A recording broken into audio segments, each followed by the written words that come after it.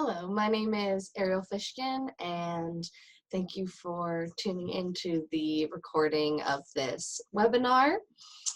Our presenter for this webinar was Lasara Firefox Allen. And this webinar is presented by Humboldt Domestic Violence Services. We're an independent nonprofit supporting survivors of domestic violence in Humboldt County. We offer services such as peer groups, peer support groups, individual peer counseling. We have limited emergency shelter. We offer emergency food and clothing. We offer assistance with restraining orders, and we're also able to offer court accompaniment. If you or somebody you know could use our services, we encourage you to call our crisis and support line at 707-443-6042. Again, that's 707-443-6042. And I hope you enjoy this webinar. Present. Okay, so I'm going to start today with a land acknowledgement, and then I'll go into an introduction. So I'm present today on unceded territory of the Wiyot people.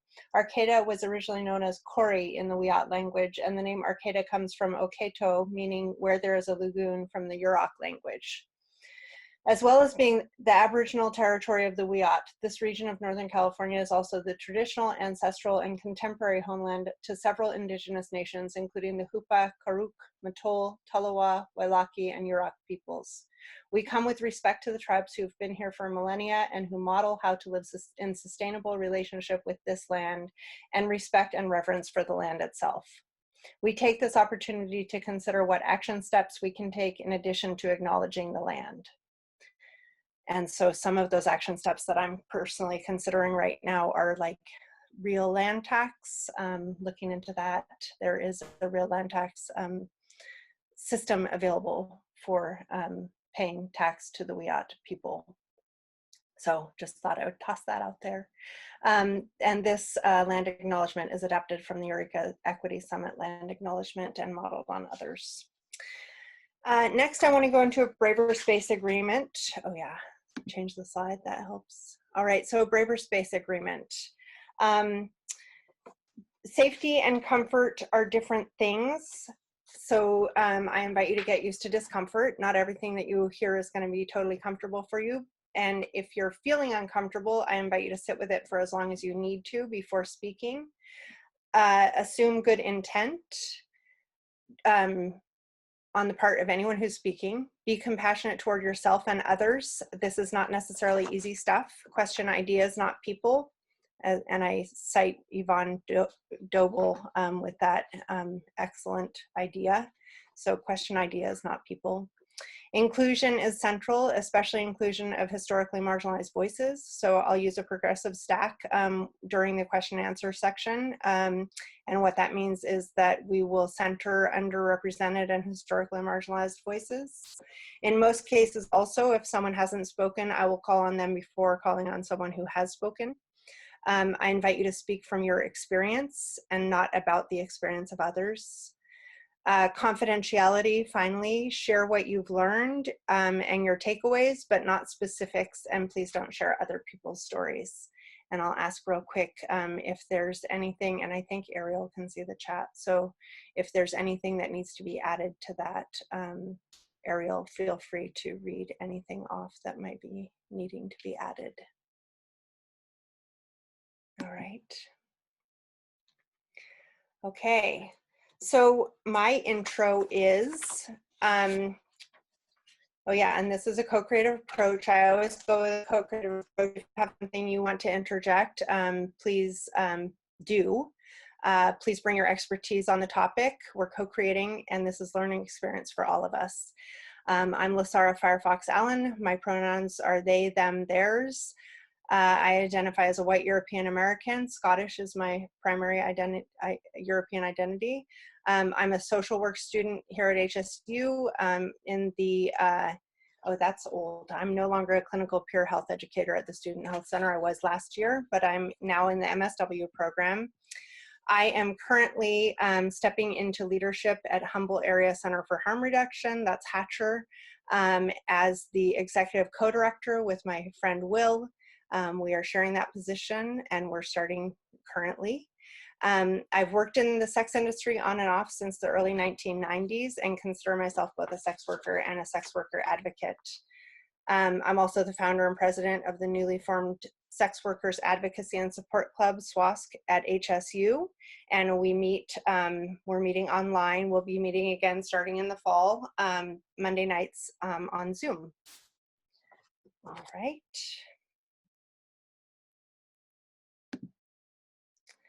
Okay, so, oh, this is, I'm sorry, I didn't correct that for not in person, but the icebreaker, we are going to do your name, and I invite you to chat your name, your pronoun if you'd like, no pressure on the pronoun thing, one thing you want us to know about you, or one thing you'd like to get out of the workshop, and I'm going to invite you to say where you are on the Zoom from, because I know we have folks from all over. And so I can't see the chat, but I hope y'all can. All right. Let me give you just a second to type into the chat. All right. So we're going to dive into the real stuff of this presentation, and I'm going to invite you to jot down any questions that you have along the way, and we will do a question and answer period at the end. If you need a break, step away from the screen, and yeah, I invite you to be in the inquiry. All right, so we're going to start with differences between trafficking and consensual sex work. So trafficking, as defined by the Department of Homeland Security, involves the use of force, fraud, or coercion to obtain some type of labor or commercial sex act. Traffickers use force, fraud, or coercion to lure their victims and force them into labor or commercial sexual exploitation. They look for people who are susceptible for a variety of reasons, including psychological or emotional vulnerability, economic hardship, lack of a social safety net, natural disasters, or political instability. And that's a quote, that whole thing is a quote from Department of Homeland Security. So trafficking is also not just related to sex, it affects the labor sector, the service sector, and more. So there are a lot of ways that trafficking plays out, and sometimes we lose sight of that. Now, we're going to go to the definition of sex work. So sex work, according to stopthetraffic.org, is when a person willingly takes part in the sale of sex. It is consensual and doesn't affect their human rights. This is called sex work. So my definition of sex work, and this is a working definition, is that sex work is any activity designed to create sexual desire or release, which is exchanged for money. Most sex work is currently legal in the United States and is protected under the First Amendment. So that's freedom of speech. Sex work includes everything from selling pics and videos on the internet to professional dom work, that's domination work, escorting work, street work, dancing in clubs, big ticket porn production, and more. So basically, for every desire out there, you can probably find someone willing to fulfill it and do it with joy and pleasure, most likely. So I'm gonna give you a second now to brainstorm or chat in the chat. What are some outcomes of the basic differences? I'm gonna see if there's a way that I can see the chat. Yeah, that's too distracting, I'm sorry. I will read those after though, and we'll talk about them. I can also, if you want me to read anything out loud, I can do that.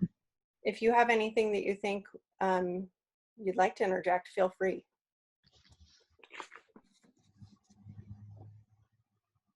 Can you reiterate what the question was that you're wanting people to answer now?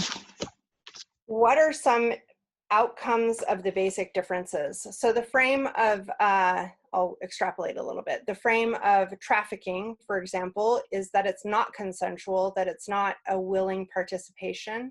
And the frame of sex work is that it is consensual, that the person is voluntarily stepping into sex work, and that they are trading sex for money in some capacity, or sexual desire, or sexual release or satisfaction for some kind of compensation. So what are some of the outcomes of these basic differences? Paula said sex workers get confused with trafficking survivors and often have their agency questioned. Yes, that is true. Definitely true. Thank you for that. And that's why education like this is so helpful, I think, for us who, for any of us who work in social work or social work adjacent fields. All right, feel free to continue chatting on that front if you feel so moved.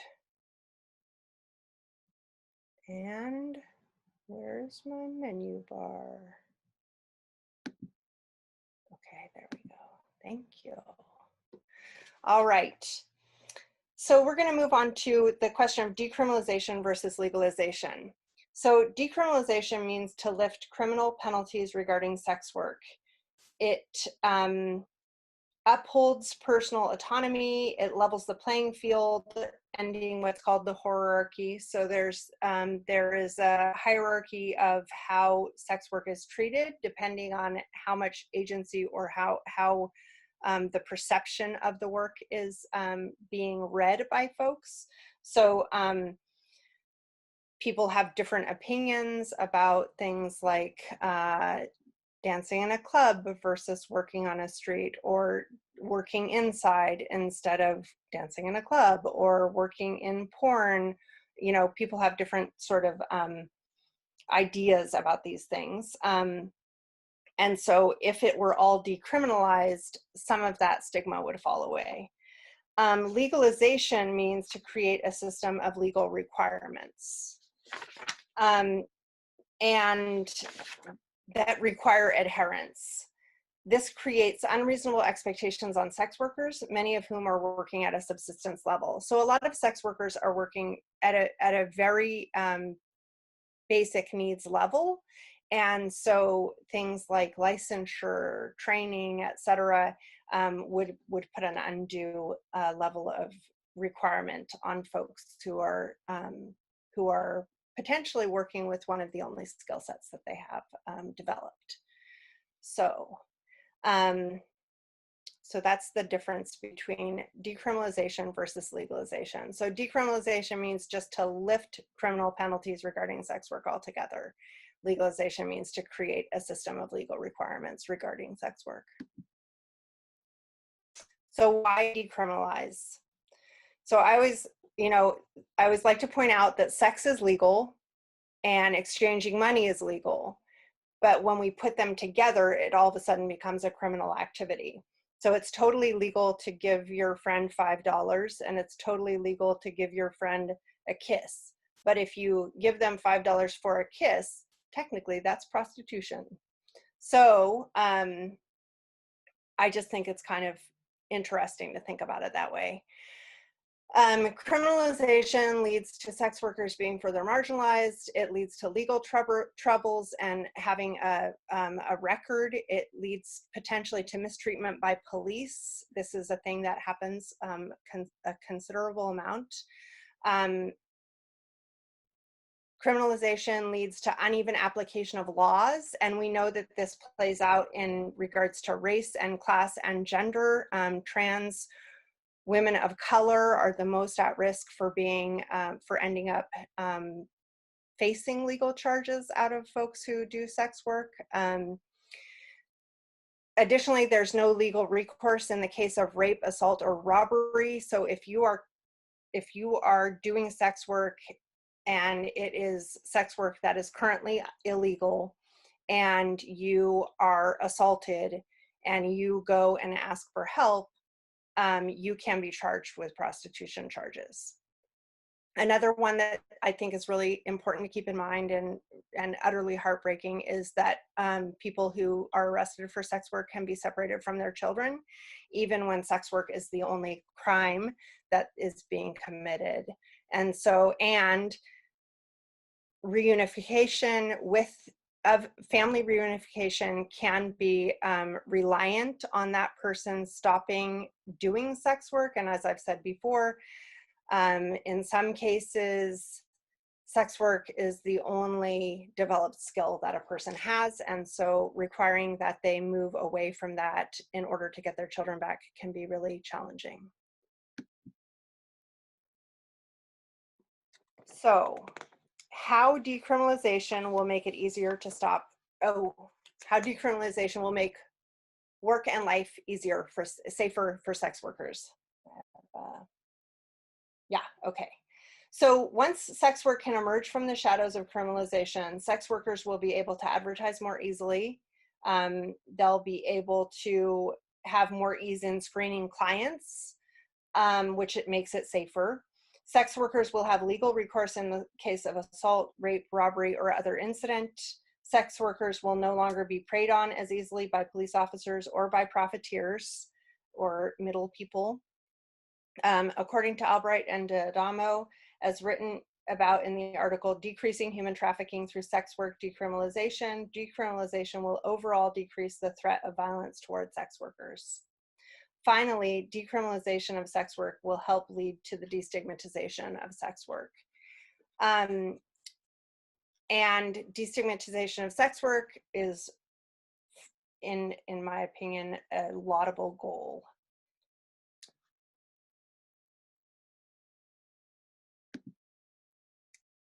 So, how decriminalization will make it easier to stop trafficking.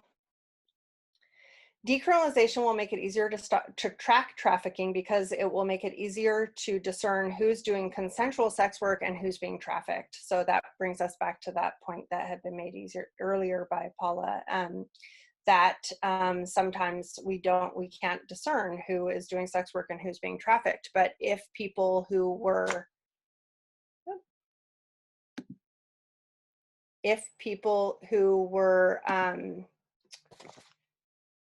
doing consensual sex work were able to be more in the open about it, then the differences between trafficking and sex work would be more clear and more easy to point out and take preventative and or corrective action around.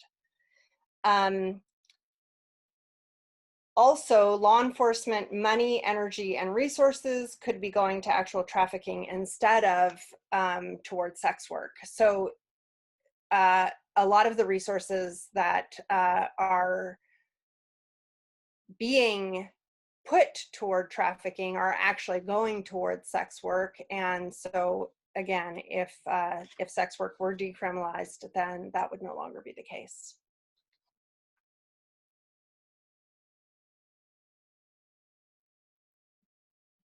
Sorry, okay, there we go. That's not gonna work. This menu bar is really giving me some trouble. I apologize. Oop.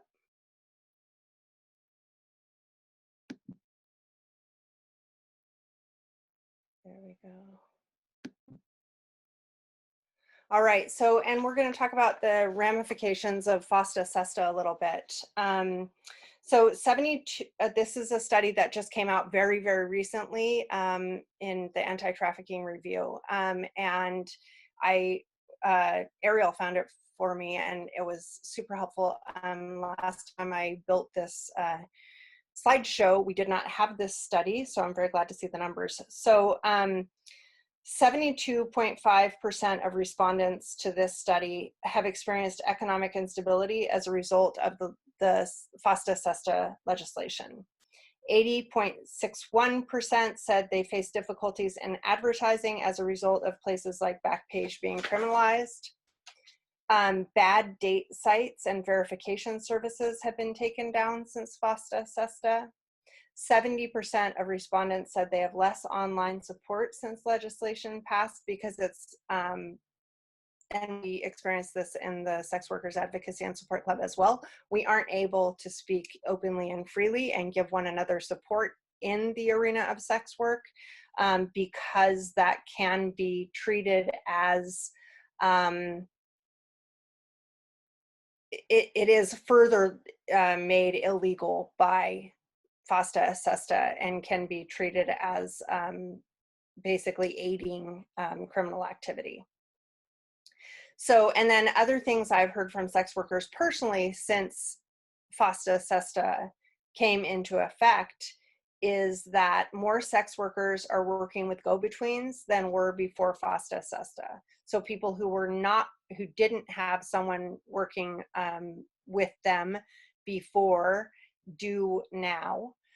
More folks are working on the street instead of inside, since advertising is more of a challenge. So if you can't get the word out about your services, then you are forced to go further outside of your comfort zone in order to find clients. And all of these things increase risk factors. Risk factors for arrest, risk factors for assault, etc. So all of the risk factors increase with the lack of access to things like bad date sites. So a bad date site obviously is a website that's managed by sex workers, where you can go and you can see if someone is a risk to you. And then verification services also. There is a lot of other stuff having to do with online commerce too that is unavailable to people who work in the sex industry, like PayPal, Venmo, etc. I have many friends who have had their accounts closed down because somebody put something related to sex work in the memo line or something along those lines. Speaking of which, if you do make a donation, do not put sex work as work in the memo line at Venmo or PayPal, because my account could be closed down for that. All of these are ramifications that make sex work less safe for people who are doing consensual sex work. Lasara, could I add Yeah. something real quick? Yeah, I Yeah. just wanted to add, because I think if there's folks here who are, like in the social work or, I think I saw someone within the probation department. Y'all probably remember, I don't remember exactly when FOSTA SESTA was passed, but that was the legislation. Like it was a kind of a big deal, because it's what caused Backpage to be shut down. So you all probably heard about that, where sites where basically like folks were advertising their services for sex work, and where trafficking may have also been happening, that site was shut down. And so that was, I remember, within our profession, largely heralded as like a great success, because now the narrative was that trafficking now can't happen because these websites don't exist, which is just not the case. And yeah, so I just wanted to add that in, because I think folks who are sort of in the help, these professions probably remember when that happened, and the narrative around it, and that just the data about it doesn't show that it really does anything to help trafficking. Right. Thank you for that. I appreciate it. Is there anything in the chat that I'm missing, Ariel? Nope, not at the moment. Okay. All right. I'm appreciative that you mentioned that. That's really important to contextualize. I think one of the guidelines to take into consideration is a guideline that we use in harm reduction and sex work and etc., which is nothing about us without us. And a lot of the legislation that is moved through has been crafted without the input of sex workers. And so that is often the beginning of things going in a direction that is not going to help sex workers, and is going to actually potentially harm sex workers instead. So, all right. All right. So why is decriminalization the preferred outcome for most sex workers? So the outcome of decriminalization is preferred for most sex workers for the reasons that I mentioned earlier, including equal access, being able to work in an industry that you choose. I also didn't talk about why people choose sex work, but there are a lot of reasons that people choose sex work. I chose it because I was working on a writing career, and I worked and I raised my children as a sex worker. I was working as a sex worker while I was raising my children, and it made my life more. My schedule was flexible. I worked for myself. I could choose when I was going to work and when I was not going to work.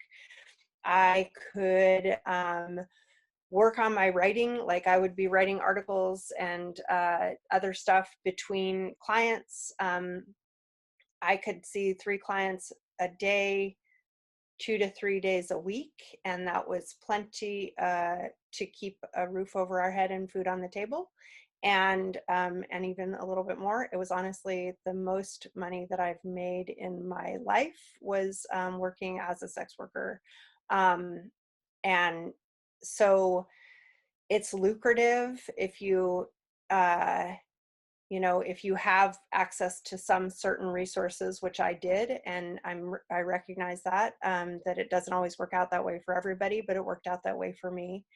I got to work inside. I listed on sites like Backpage. I listed on internet websites where you can go and search and find the person that you're looking for and make an appointment. And I could do all the verification work that I needed to do in order to feel comfortable that my client was legit and safe.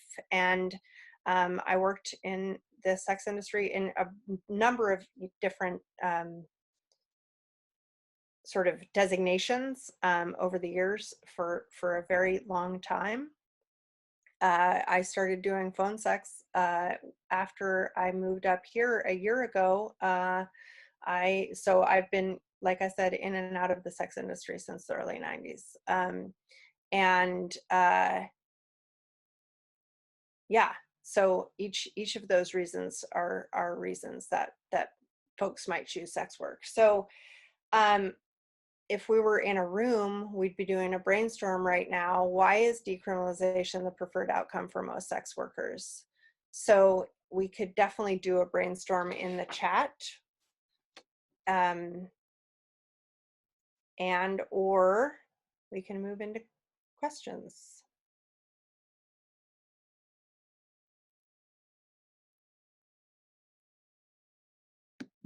Let's see. Okay.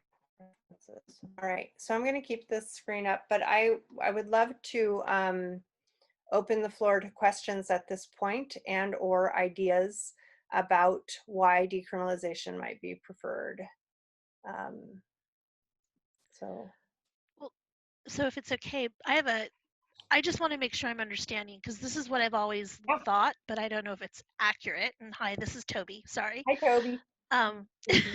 So with FOSTA and those rulings that are now, the current law, my understanding is that the result was that by taking away Backpage, right, and sites like those where you cannot vet, you're actually further burying and further driving underground actual real sex trafficking. You're making it more difficult because it's not as visible, and so it made it worse, not better.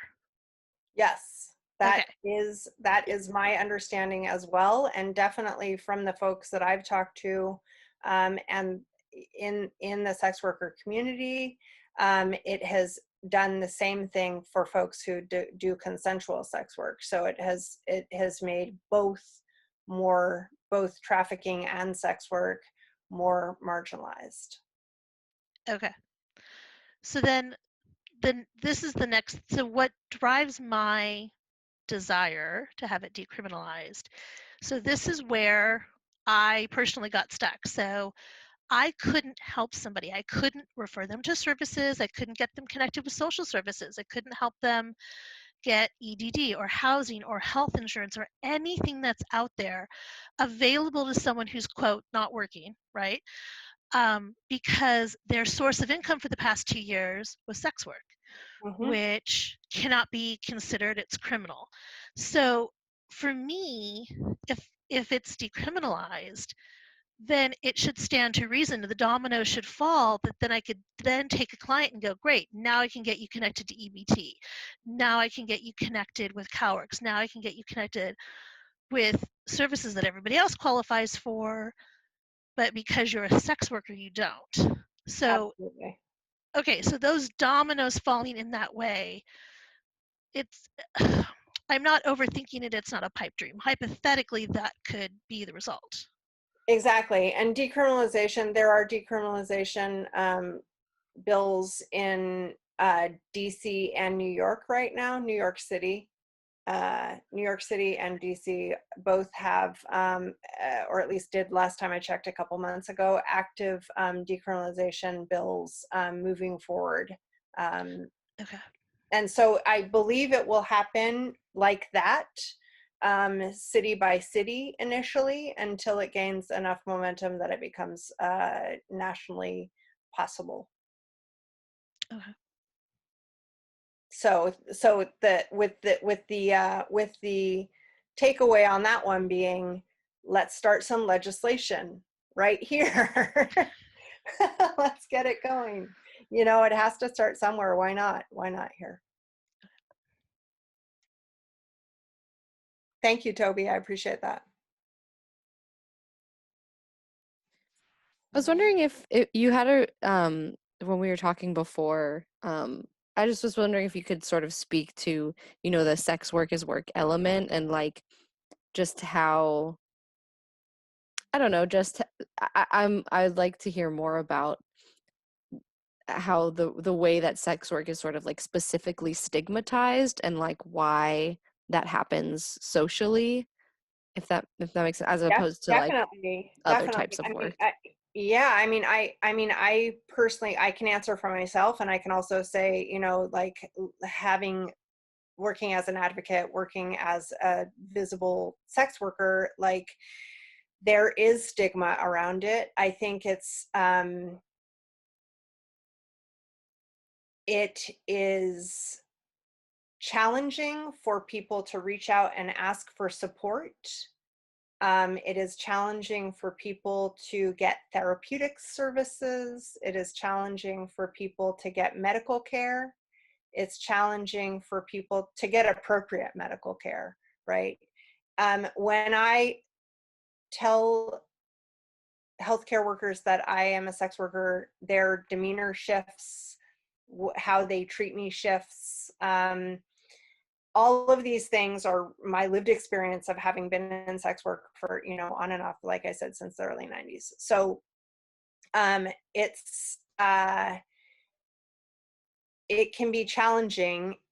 And I want to say it's not the job itself that's challenging, it's the stigma, it's the social ramifications that were challenging for me, because the work itself for me was actually liberating, at times fun, at times pleasurable, and also sometimes just like going to work anywhere. You show up and you're like, okay, I need to shift my attitude and get in a right headspace for this kind of interaction, and which happens with any job. So I'm not saying that sex work is always peachy, it's definitely not. And sometimes you have clients that you're like, would not be doing these things with them if they weren't paying you, but that doesn't delegitimize the work, in my opinion. If the option is between doing sex work or working at a burger joint, I'm going to choose sex work. That's not going to be everyone's choice, but it's definitely going to be my choice, because I have flexibility, because I have the ability to work when I want to and not work when I don't want to, because I have the ability to move forward and make plans based on my own needs and desires. And so sex work is work, and it's work just like any other job. And one of the things that, like, another comparison, the burger joint thing is my personal comparison. I'm like, yeah, that's my line. Another comparison that is talked about a lot is, if you think that a person who's doing sex work is selling their body, but a person who's working in a mine is not, then what is the format for that thought process? What is the differentiation, right? And, you know, we can say, like, I'm anti-capitalist, so I can easily say, like, let's get rid of all the jobs. All the jobs kind of suck sometimes. You know, let's have a culture where we can just do what we want to do and give back to our community and live in the best possible way, where we're doing the things that really make us feel good all the time. Let's do that. But until we have done that, let's let people make money the ways that are comfortable to them and stop legislating their bodies. So we have a question from Paula in the chat. Yeah. She says, for me, when speaking of adult sex workers, it is all about consent and choice. I think a challenge, especially with online work, is that there are not adequate protections to ensure that minors are not using the sites. What do you suggest? I have had workers tell us that the quote unquote sites take on the responsibility, but they did not seem to know how they do that, besides providing possibly bogus IDs or someone else's credit card. So it sounds Yeah, like I mean, yeah.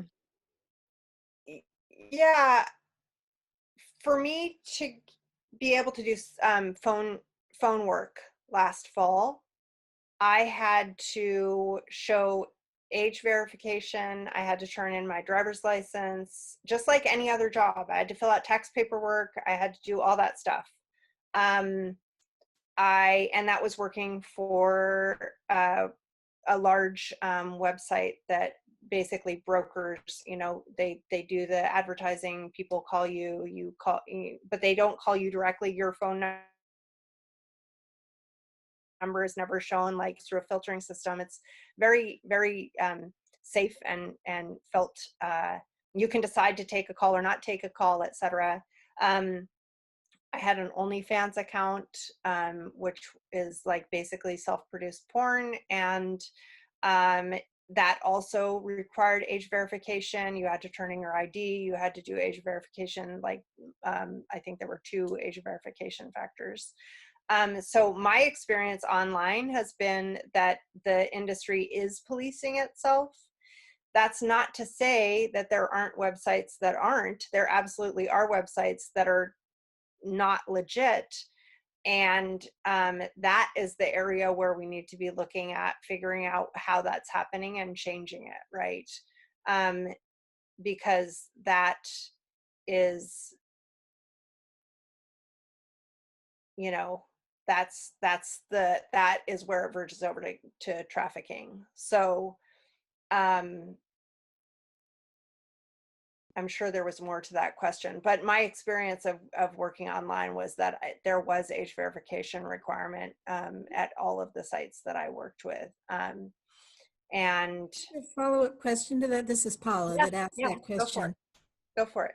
I was not thinking so much that the workers were minors. It's more the experience we've had that they don't know that they're not,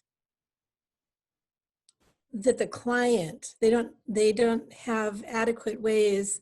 They're relying on the site to be sure that the clients that are using the site are not minors. Mm-hmm. And then have learned sometimes that that's not the case. So I guess my question would be, then how does one help people know what is and isn't a legit site? Right. So one of the things that I saw, so when I was doing sex work online last fall, I also was on like sex work positive Twitter, and basically the sex workers in that community would, if there were an underage person who was trying to acquire services, they would put that person on blast and say, do not work with this person, they're a minor. Like, and so there's a lot of self-regulation that happens within the sex worker community. There always has been, and there always will be.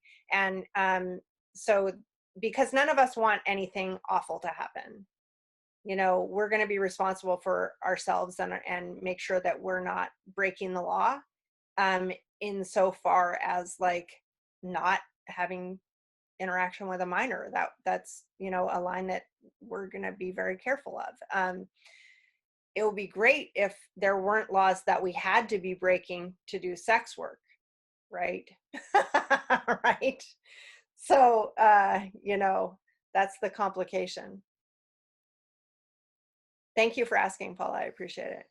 I think about also too how just the result of FOSTA SESTA was such that like any, you know, making it was to make sites responsible for any trafficking that happens, but the result was that websites kind of just like went, like websites like Facebook and platforms like Skype and like going sort of overboard and restricting any like discussion of Right. sex work. And so it was kind of like you were saying earlier, all of the and like you just said, like any platforms that did exist for people to, for the industry to self-regulate, are now, you know, policed or just taken down. Right. And I think, yeah, there's like if exactly like you're saying, if the legislation around sex, around like trafficking were specific about, you know, and effective at targeting trafficking, then I think it would allow websites to make good policies around like screening clients and stuff. But since it's so kind of in the shadows, they're not doing that as effectively, I don't think. Right. And I mean, basically, FOSTA SESTA expanded the purview of what could be considered trafficking. So anyone who was doing work that could be considered supporting sex work, like Backpage, etc., could then be seen as trafficking, right? And so yeah, it didn't have the intended outcome, for sure. There's one more. It's I don't think so much a question as a comment, but definitely relevant from Sage. Okay. Saying, make sure, sex work is legit. I've been working with the staff at the shelter I work at to understand that one of our shelter guests is going out for a portion of every night to work, and we need to allow that, the same as we would allow a person to go to their job at Burger King. The staff haven't seen the legitimacy of the work, and the guest hasn't felt safe flat out saying she's going to work, so she sneaks off. This is a result of the stigmatization and criminalization. She should be able to request time out of the shelter after the shelter's curfew for work, same as anyone else. Absolutely. 100%. Thank you, Sage. I appreciate that. So we'll get to this question in a moment, but I'm going to actually stop sharing for a moment, and just so that we can all be on the screen so I can see your faces. Okay. All right. Do we have any other questions or comments? Okay. Well, sorry. Go So, ahead. and I don't know if this is probably another conversation, but I guess for everyone here, my question is, okay, so when you are at a shelter and someone can't disclose to leave, or you're trying to get the person whatever service they need that falls into their gap area that they don't have covered, you know, is there a way to, quote, declare their income, declare their job? You know, is there a way to list it on the application for housing where I can get the person qualified without outing them or causing more problems for them? I mean, currently there's not really a way to do that, and that is one of the complexities. Like, I paid taxes as an adult entertainer, so that is an area where you can say adult entertainment, and then you can, you know, I was able to like Okay. write off, you know, anything that was related to work that way, including stuff that, you know, was like, you know, clothing, etc., which was needed that, you know, I wouldn't have been able to write off otherwise. So you can, because as I said, a lot of sex work is currently decriminalized. You know, a wide swath of sex work is decriminalized. And also, I think it's important to think about the basic elements of why sex work is criminalized, and to talk about the fact that this is basically a puritanical frame that disallows people agency over their bodies, right? If a person desires to do sex work for whatever reasons, then their agency, you know, bodily autonomy should be allowed in that regard, in my opinion. We aren't, like I said, we aren't legislating coal miners, you know, we aren't legislating people who are out, you know, working in the sun, in the vineyards, you know, and arguably those jobs are potentially as dangerous, with potentially even harsher physiological outcomes than sex work. Sex work can be pretty safe if you are doing it in a way that takes care of your body, you know. So so I just like to put it out there that, like, we're relying on what I think is an outmoded puritanical frame for criminalization of sex work.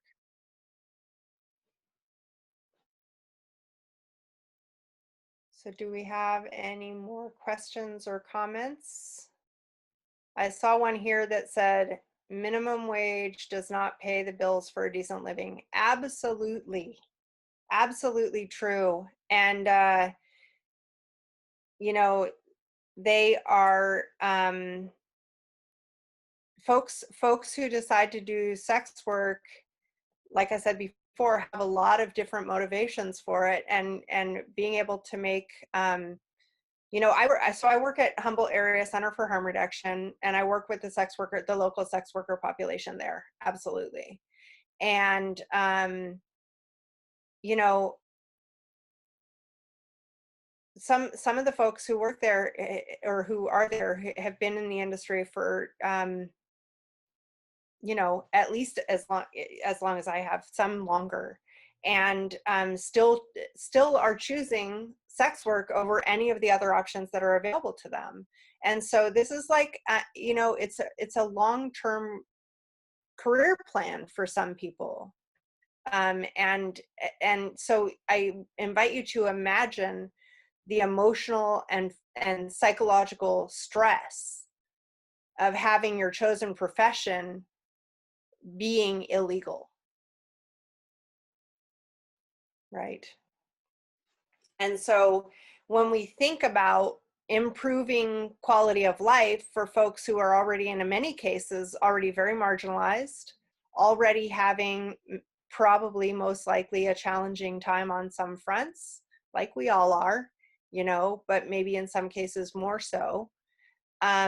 What if they didn't have this one hurdle?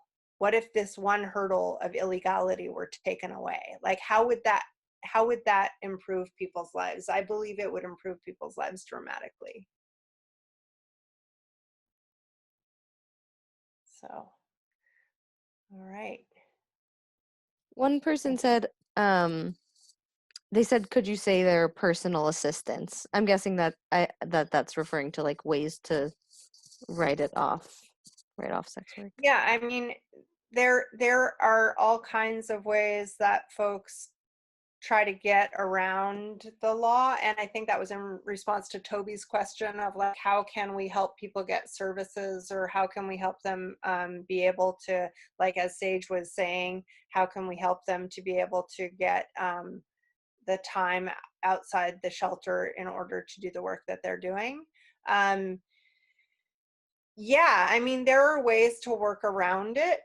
I just think it would be great if we didn't have to, you know.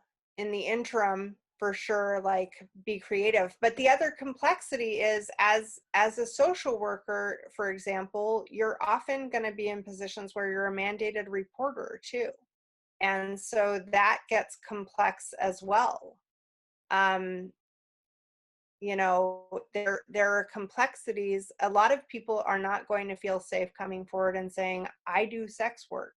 How can you help me? Because of the fact that when they do, they are opening themselves up to the possibility of one, legal ramifications, and two, the effect of stigmatization. I'm kind of confused. I'm just going to talk. It's hard for me to type and listen. Yeah, go for it. So, as a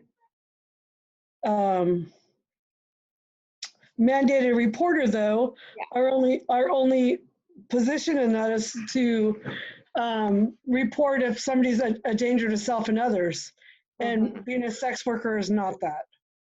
Right. That's definitely true. Although there have been cases over the edge. Yes. That's sad. There have been cases where, and not a few, but many cases where, for instance, a person is in is brought into CPS based on the fact that they're breaking the law, right? And that's not the same as with a mandated reporter scenario, but then the complication of how does that person then, if that is, let's say hypothetically, it's the only skill set that that person has developed. It's the only financially lucrative skill set that that person has developed. And it's how they're taking care of their children, right? And it's breaking the law. So therefore, they say they get arrested. The children are taken out of the home. And then this is not hypothetical. This is based on an actual story from a friend of mine who's a social worker. This person couldn't reunify with her kids until she stopped doing sex work. So it's unfortunate, and it's complicated, and in the sex worker community, we all have heard these stories. So the amount of ability or willingness that we have to come forward and be like, I'm doing sex work and I need some help on these fronts, you know, are there, the chances of someone being able to self-advocate in that way is limited, to say the least.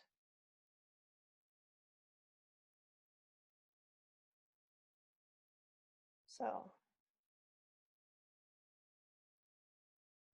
exactly, yes. So that's exactly it. So Paula said in the chat, we've had cases here in Humboldt where the sex work was named as child endangerment. That's exactly what I'm talking about.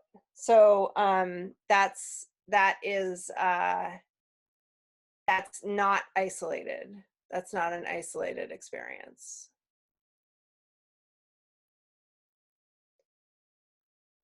Yeah. It's super, super sad and challenging.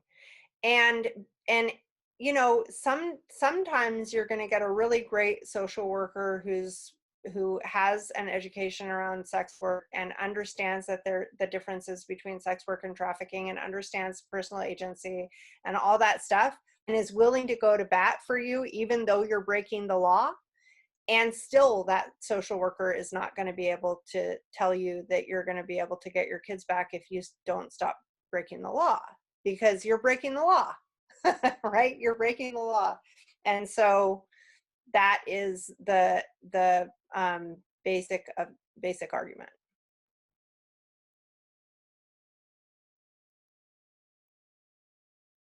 So Am I aware of any legislation or movement towards legislation here in California or organizations that can be supported? There are many advocacy organizations. Sex Workers Outreach Project, SWAP, is a great one. They are constantly doing stuff. I actually applied to be their executive director last year and did not get the job. But I don't know who got that job yet. I don't know that they've announced it yet. It should be about now though that they should be announcing. They are a great organization. They're very grassroots. They're very worker led. Just like Hatcher, they're like, you know, informed by the actual movement. They're you know, sex workers are in the leading positions in the organization. So they are definitely a nothing about us without us type organization. So definitely look them up. I'm not sure about any legislation in California right now. If I'm not mistaken, FOSTA SESTA originated in California. But again, didn't actually take into account sex workers' voices in crafting the legislation.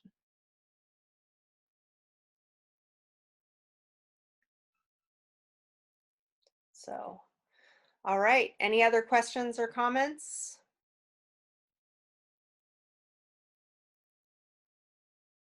No? Great presentation.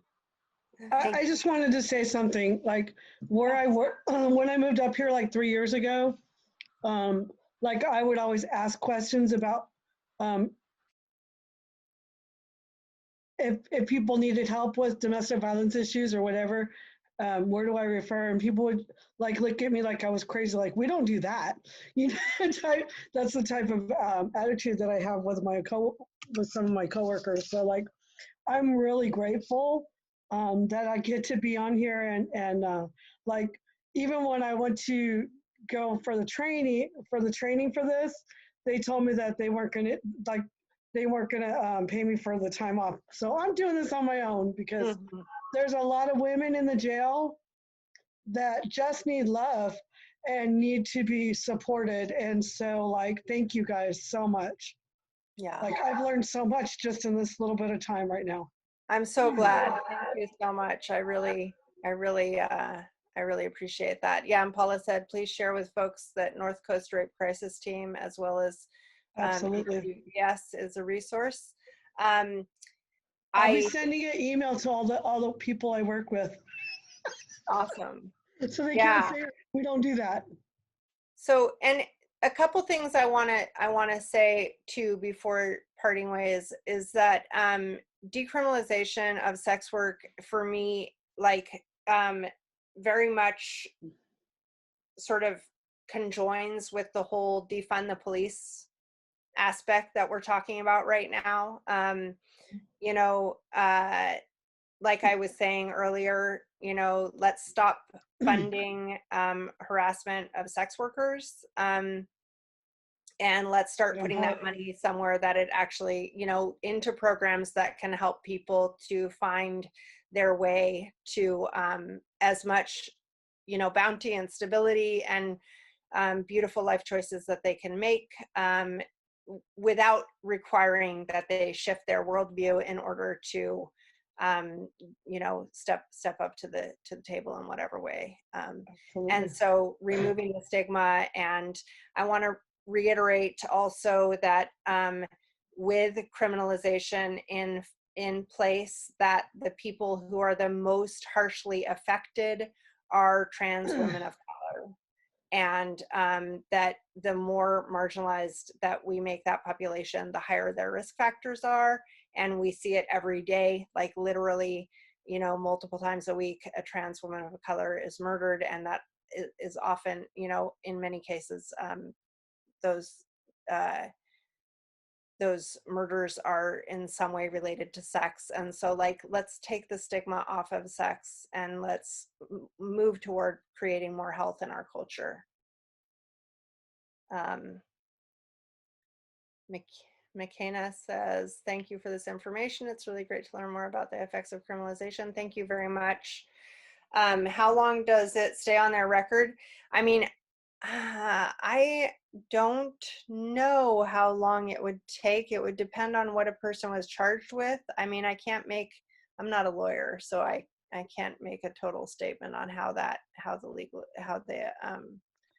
how record rehabilitation would work with prostitution charges.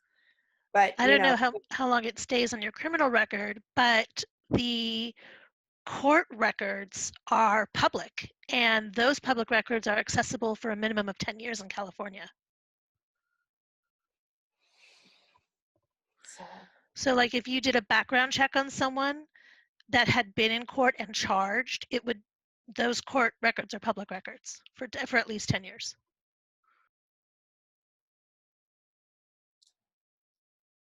Yeah. So I'm gonna, before we go, I'm gonna invite you to take a moment and just think about the presentation tonight.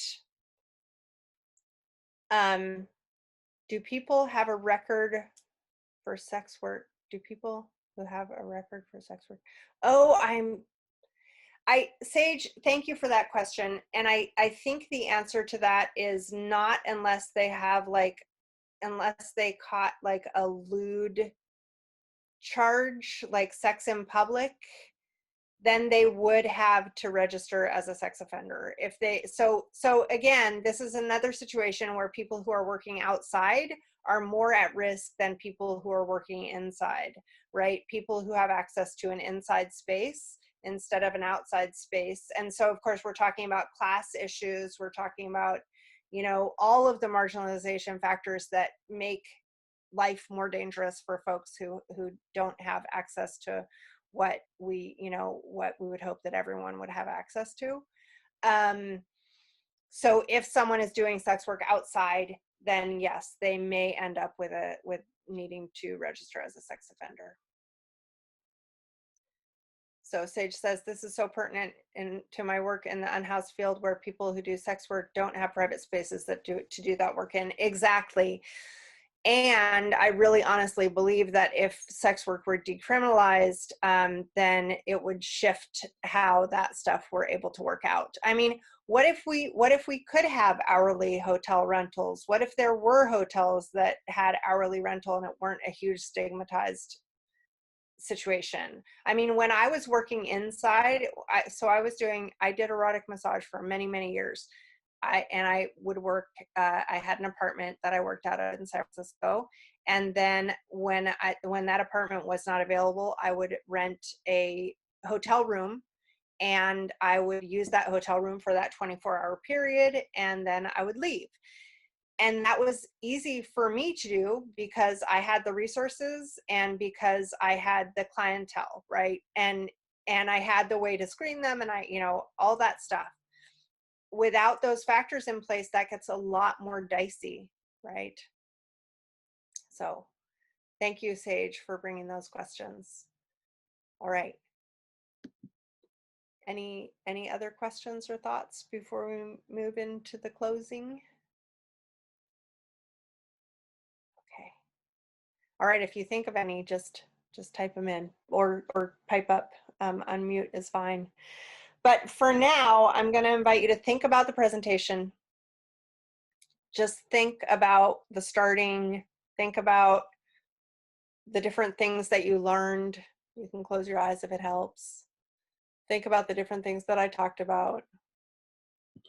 The differentiation between trafficking and sex work. The reasons for decriminalization.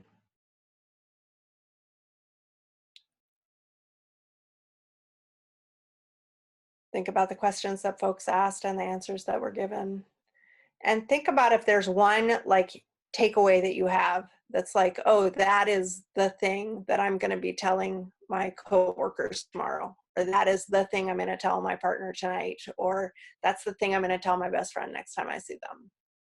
And if you feel like it, I would love for you to unmute and just tell us what that takeaway is.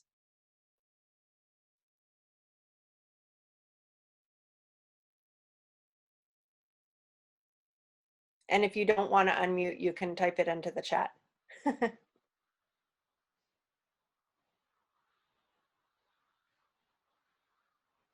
So I'm gonna throw my voice in here for a bit.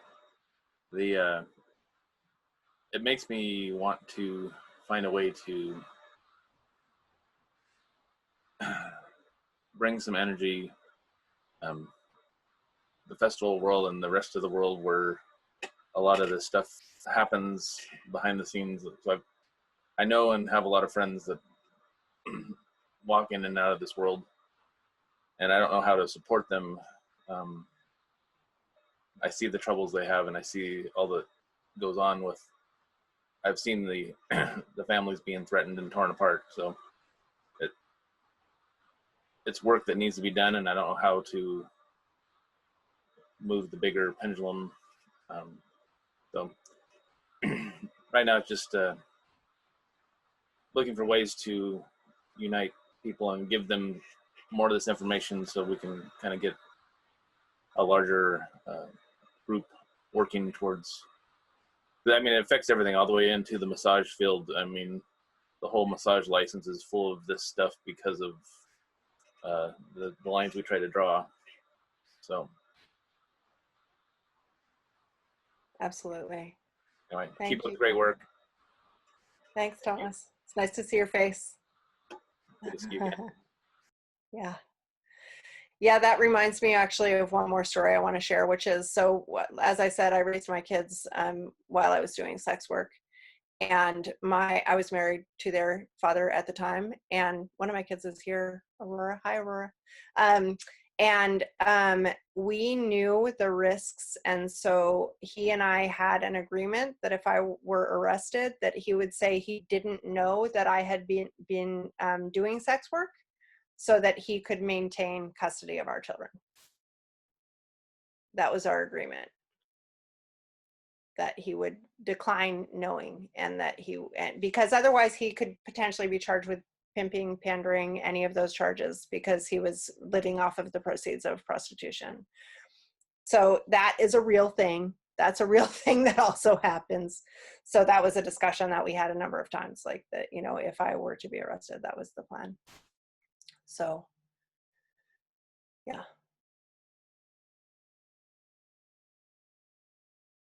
All right, any other? Okay, Holly says, look for and encourage friends, family, colleagues to support sex worker outreach programs, have the conversations to work toward destigmatization. Definitely, 100%. Yeah. Thank you, Bo. Bo says, thanks for sharing your story. Definitely. And, you know, if people want me to have conversations with people, I'm available for that. We're going to be, so as I mentioned, I'm the new incoming executive co-director at Hatcher, and I believe that we'll be, thank you, I believe that we will be putting up a trainings page on our website in the near future, and this will be one of the trainings that we'll be offering. If you are wanting the training for your organization or for your friend group or whatever, we can craft it to fit your needs. All right.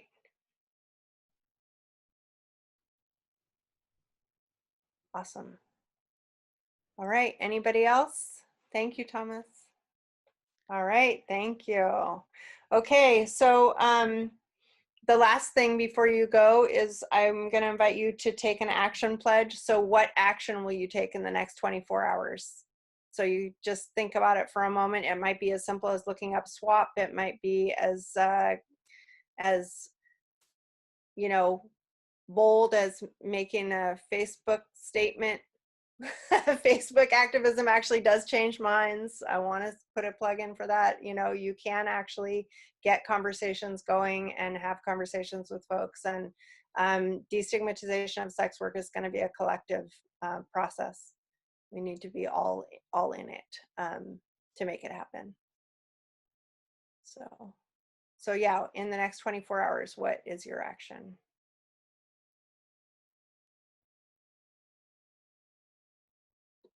Nice.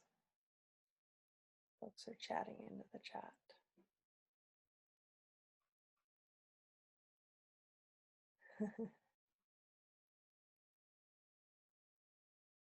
Excellent. All right. I want to thank you all for being here.